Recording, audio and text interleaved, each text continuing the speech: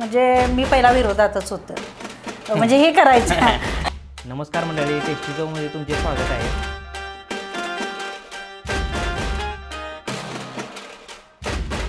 ती यायला पण नकार होता आणि आम्ही करण्याला पण नकार होता, असं होतं. मग ते यूट्यूबवरनं शिकत पहिला यूट्यूबवरनं शिकून कसं यूट्यूब चॅनल काढायचं हे पहिला मग चॅनल काढलं पहिला. म्हणजे ही जॉबवरनं येऊन 5-5:30 नंतर ना आम्ही 11-1 वाजायचा जास्त.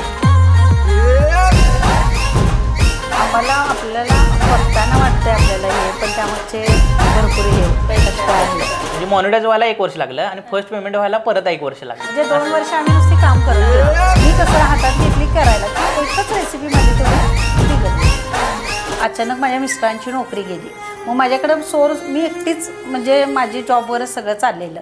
मग आता ही रेसिपीचं मुलं चॅनल काढतात म्हणतं, ह्याला नेमकं खर्च आला. एकदा रेसिपी करायला एकदा आमच्याकडं पैसेसुद्धा नसायचे.